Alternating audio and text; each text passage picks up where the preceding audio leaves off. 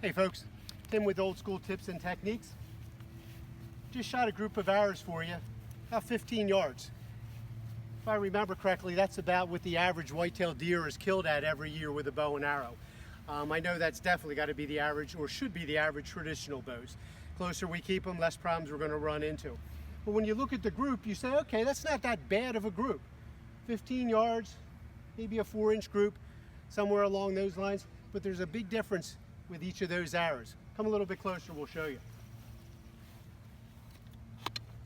We have a center shot carbon. We have a cedar shaft. And we have an aluminum shaft. This week's all about arrows, guys. We'll be right back. Stay tuned.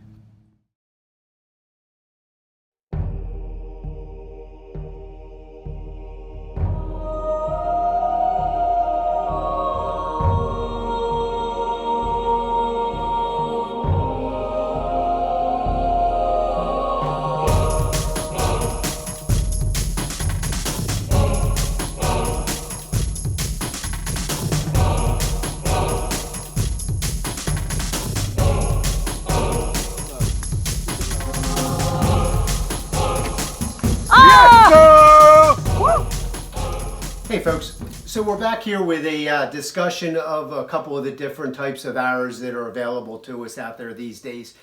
You know, you saw from the group in the backyard that, you know, they all work. You know, you can shoot decent groups with cedars just as quick as you can with aluminums or carbons.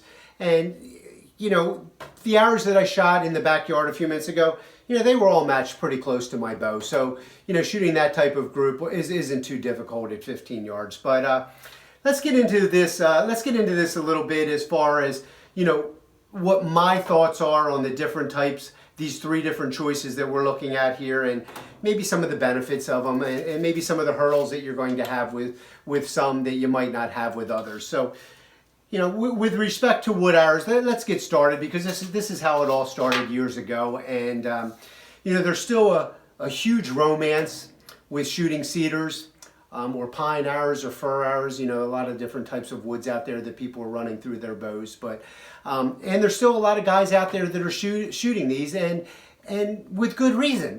They're great arrows. You know, they take a little bit more time as far as matching them to the bow. A little bit more work involved, which is all part of the process. You know, it's all enjoyable, and I just for some reason never really got into them too much. I can remember years ago I made a beautiful set of 12 arrows, and I can remember going out and shooting through my quiver, and I hit a hard Excelsior bale. It was in the middle of winter, and you know, for guys out there who used to shoot a lot of Excelsior bales, you know, they would get frozen in the middle, and it snapped that bugger right off and kind of left me disheartened. But I have shot a couple deer with them.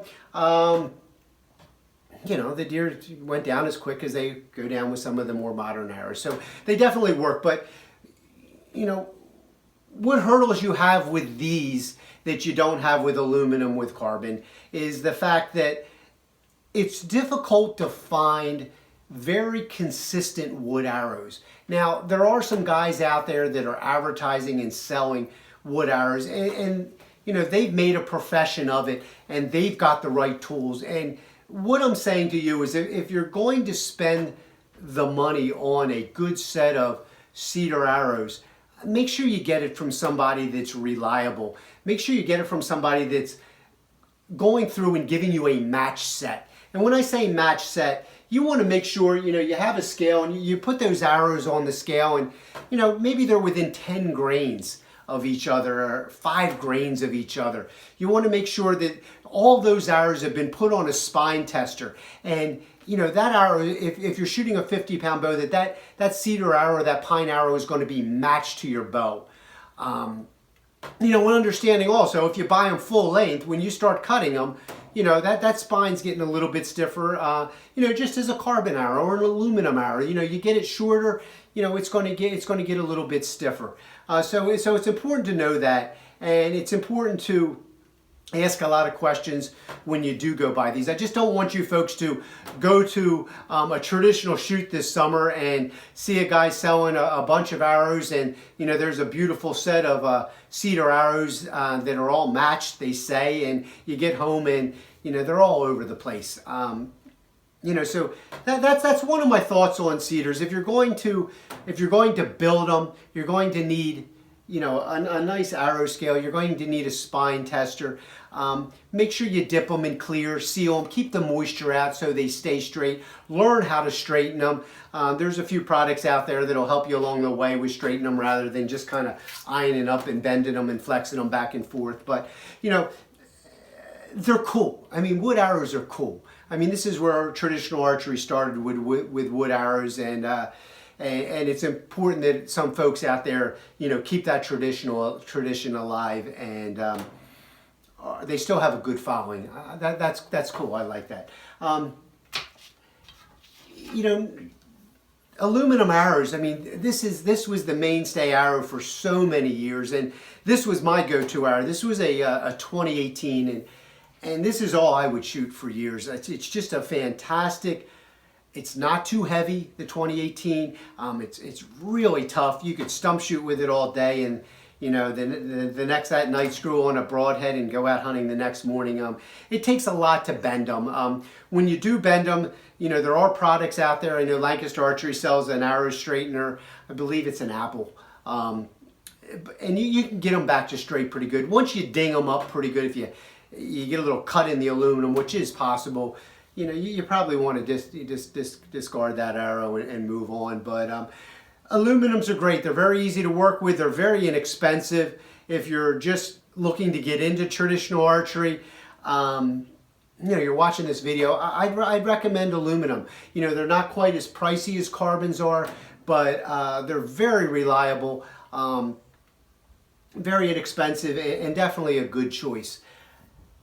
The only problem that I had, and I want to go back for a second here, just change the tune here for a while, and I hunted with aluminum arrows for years, and I was very consistent with making sure that my arrows were tuned to the bow, and the only issue I had is they did their job. I'm in an area, and I have a couple, Maryland's right down the road, Delaware's right down the road, and for a lot of years there, I hunted a couple different, 2-3 different states, and I was shooting 10 deer a year, so I was really able to go through a lot of testing, meaning see what happens when you shoot deer. And the only downfall, and I didn't know it at the time, was I personally didn't get really good penetration with aluminums. I just always thought the penetration could be a little better. My arrows were tuned. I was shooting 60 pounds. I'm shooting 525, 530 grain arrows. So, but again, I shot a lot of deer with them.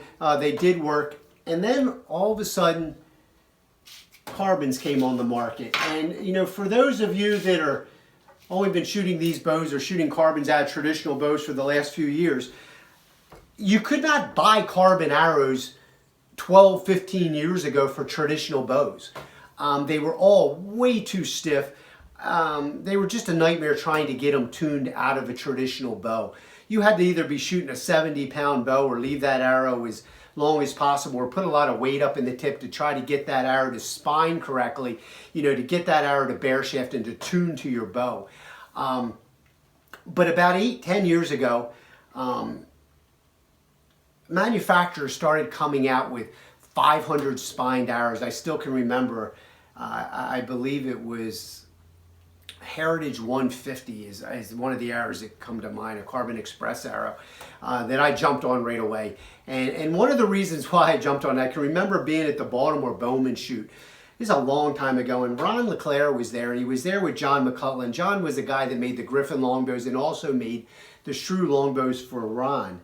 And I can remember Ron saying that John just shot a moose, this past fall or September last year, and shot it with a 45-pound bow and a carbon arrow, and the arrow blew right on through. And that kind of got me thinking a little bit. And maybe I should give them a try. And for me, the carbon arrow, It's been a game changer, and the reason I say that is all of a sudden I started getting really good penetration, and I think what it is carbon arrows out of a traditional bow seem to straighten up a lot quicker. You know, they don't go through as much of an arrow paradox as an aluminum will. And when you're taking shots at deer at 10 yards, you know, that arrow's got to be pretty darn straight out of the bow to maximize the efficiency. So basically, I think what would happen is with some of the aluminums, when they shoot the deer pretty close, is maybe that arrow was straight. It had went through its paradox, but it wasn't hitting dead straight with the full force and efficiency of that arrow. And I think when I went over to carbons, I really think that that's what started happening. And all of a sudden, as I got older, I started reducing my bow weight. So now, you know, now I'm down to 50 pounds. I'm shooting carbon arrows, and I'm getting better results than I was with the aluminums. And you know, it's nice having that in-hole and out-hole if you're hunting deer to give you the blood trail. You know, nothing but positives out of these. I've really been happy with them over the year. They're very consistent. I can pull out half a dozen out of my quiver and put them on the scale here, and they're all going to be, you know, within a couple grains of each other. They're very easy to tune. The way I tune all of my arrows, but you know, since I have a carbon in my hand, you know, when I tune these carbons, I want them, I'm a bare shaft guy. I start bare shafting, and I want that bare shaft to come out. So I'm a right-handed shooter, slightly knock left, which is weak, and slightly knock high.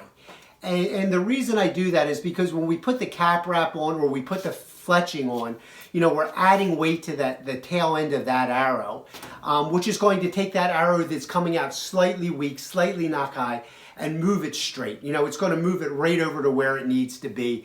And I'm going to get that arrow coming out, going through the arrow paradox, and getting, you know, getting on its way to being a straight, efficient arrow, you know, very quickly. You know, and that's important. That's very important, whether you're target shooting, you know, you're shooting 3Ds, or whether you're hunting. So that's something to think about. The price of carbons, that hurts. You know, I think you can probably get, you know, $80 a dozen on the low end, and some of them are in upwards of, you know, 120 a dozen.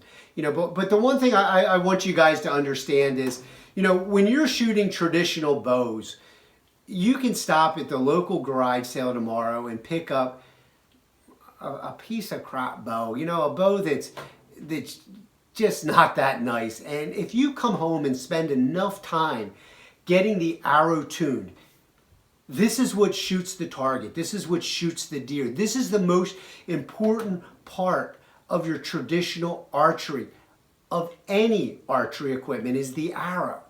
Okay, so don't skip out on the arrows, because again, if you buy that bow that's not that good and tune a perfectly high quality matched arrow to it, you're going to get great results. You're going to shoot good scores. You're going to shoot, you know, good 3D screws. You're going to make good shots on animals. That's what's important. You know, it's nice to walk around with a $1,200, $1,500 bow and with all the fancy woods, but if you're shooting junk arrows out of it, you're not going to have good results. If you're the guy that's shooting a $50 bow but shooting $110 arrows, because, you know, that's the arrow that for him, and that's the arrow that flies perfect out of that bow, you're going to get results. This is the most important part of the equation, guys. So let's not forget that. You know, I know a lot of guys like to go to shoots, and if there's a blanket sale, they just buy whatever carbons are there. You know, hesitate before you do that. You know, make sure that all of your arrows in your quiver are matched to the bow, same length, same field tip, as far as grains, same fletching. It's going to give you the confidence to make that shot. You're going to get that same sight picture every time. All right, guys, I am a huge nut when it comes to hunting groundhogs. Right out in back of my home, I have a tree farm, and they get groundhogs all over the place. So every evening it's just a walk down. I can cut through woods and hit another tree farm on the other side. And I've been chasing groundhogs this time of the year. I usually wait till about June 1st. before I get going out, and I've been doing it for probably the past 30 years.